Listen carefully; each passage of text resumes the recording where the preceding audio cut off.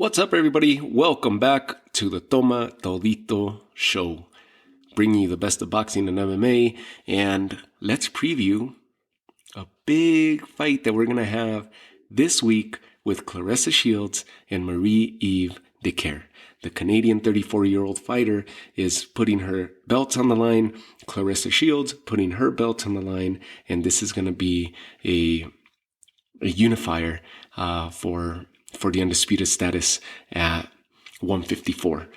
So in the 154 division, which is the Super-Welterweight or Light-Middleweight division.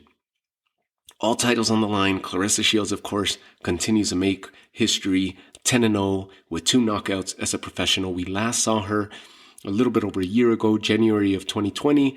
She kicked off 2020, with a victory over Ivana Habison, where she took the WBC 154 title and the WBO junior middleweight title that night.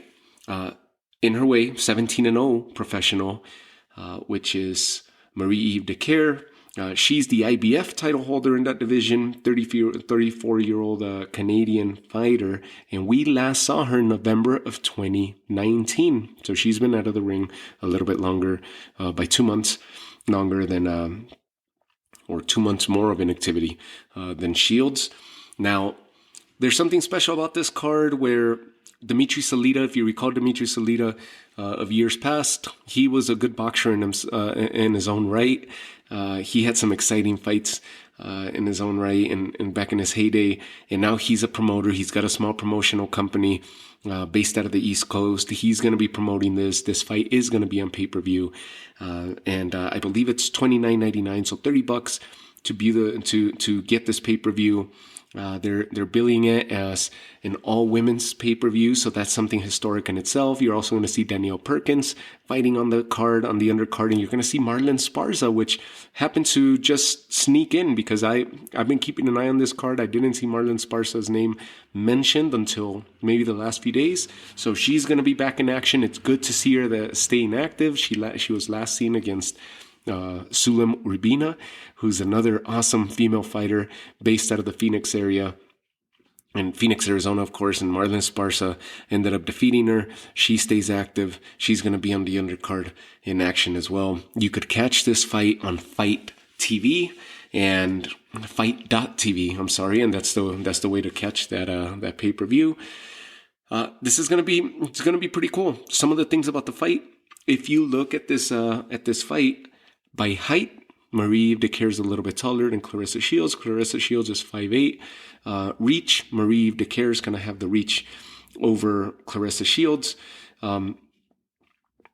Younger fighter, well, Claressa Shields is a younger fighter, better pedigree in boxing, Olympic champ. But Marie-Eve Dicaire has been a professional for a few more fights, 17-0 versus 10-0. So she's been around for a little bit longer. She doesn't have a single knockout to her record, Dicaire. So just 17-0, all decision wins. So that's something to say. Claressa Shields, as hard of a banger as she is, she's got 2 knockouts to her name in the pros. So that says a lot, right? As far as the style of fights, as far as going rounds, Marie-Eve Dicaire goes rounds. Claressa Shields, less experience as a pro, but a world of experience as far as boxing goes. Her pedigree, her overall versatility as a fighter, how well-rounded she is as a fighter, and the amount of opponents, the amount of different styles that she's been exposed to throughout the years, from the Olympic days, from her amateur days, and now her professional years as a fighter.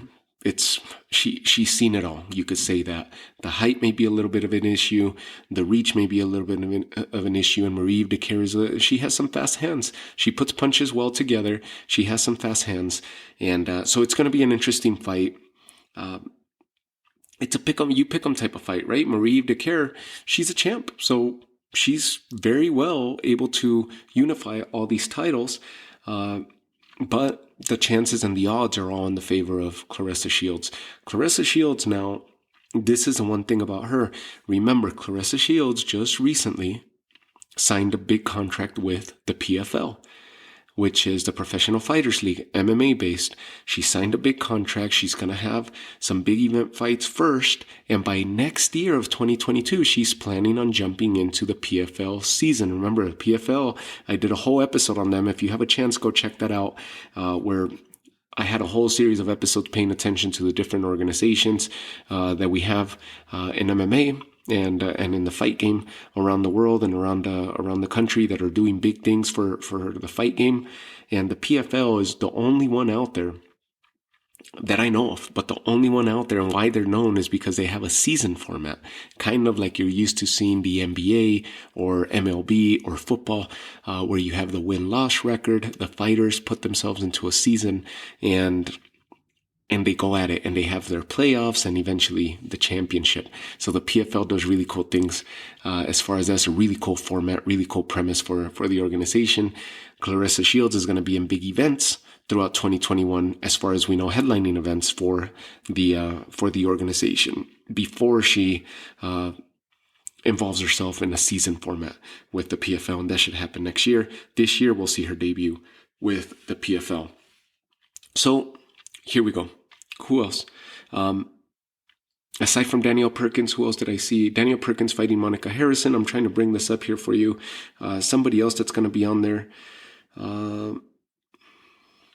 Raquel Miller was announced to be on the card.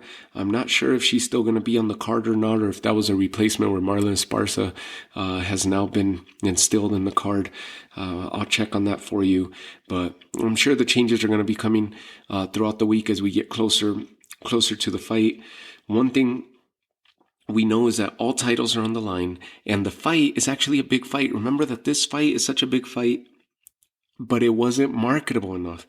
And it was originally pitched and was supposed to be put on by Showtime, and it didn't happen. And then in December, if you recall, I actually talked about this on one of the prior episodes.